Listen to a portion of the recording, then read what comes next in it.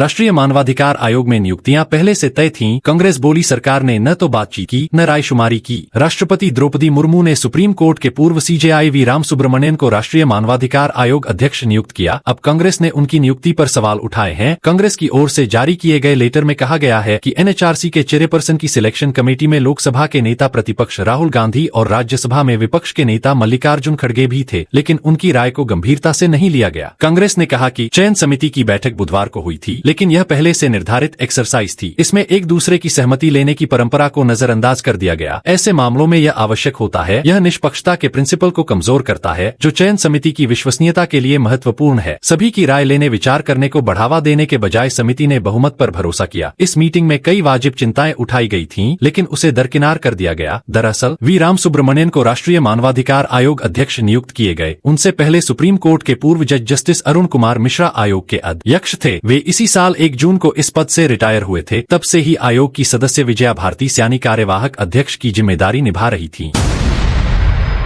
दिल्ली विधानसभा चुनाव को लेकर कांग्रेस की केंद्रीय चुनाव समिति की बैठक में लिए फैसले। दिल्ली विधानसभा चुनाव के लिए कांग्रेस की दूसरी लिस्ट आज जारी की जा सकती है। कांग्रेस की केंद्रीय चुनाव समिति ने बैठक की। रिपोर्ट्स के मुताबिक इस लिस्ट में 28 कैंडिडेट्स के नाम तय किए गए हैं। कांग्रेस की पहली लिस्ट में 21 नाम जारी किए गए थे। नई दिल्ली सीट से आप के मुखिया अरविंद केजरीवाल के खिलाफ कांग्रेस ने संदीप दीक्षित को टिकट दिया है। रिपोर्ट्स के मुताबिक दिल्ली में फरवरी के पहले या दूसरे हफ्ते में चुनाव हो सकते हैं। 70 सीटों वाली दिल्ली विधानसभा का मौजूदा कार्यकाल 23 फरवरी 2025 को खत्म हो रहा है। 2020 में हुए चुनाव में आम आदमी पार्टी ने 62 और 2015 में 67।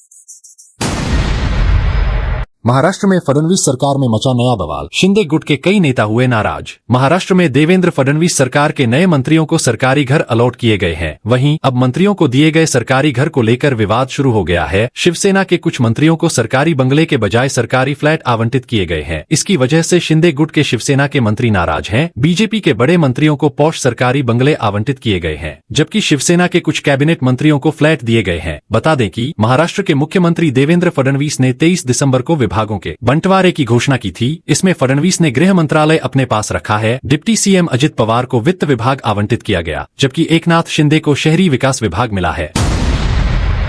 किसान आंदोलन को लेकर पंजाब के सीएम ने दिया बड़ा बयान। किसान आंदोलन को लेकर पंजाब सीएम भगवंत मान का भी बड़ा बयान आया है। उन्होंने कहा, केंद्र को जिद छोड़कर किसानों से बात करनी चाहिए। साथ ही कहा, कबूतर के आंखें बंद करने बिल्ली नहीं भागती है। पता नहीं केंद्र सरकार कौन सी तपस्या कर रही है। अगर मोदी जी रूस और यूक्रेन के बीच युद्ध रुकवा सकते हैं, तो क्या वे 200 किलोमीटर दूर बैठे किसानों से बात नहीं कर सकते? आप किस समय का इंतजार कर रहे हैं? इससे पहले भी एक बार लुधियाना में नगर निगम चुनाव में उन्होंने केंद्र सरकार से मांग की थी कि केंद्र को किसानों से बातचीत करनी चाहिए। वहीं बीजेपी नेता हरजीत सिंह गरेवाल का कहना है कि मुलाकात तो सीएम भगवंत मान ने करवानी है, वह पहल करे।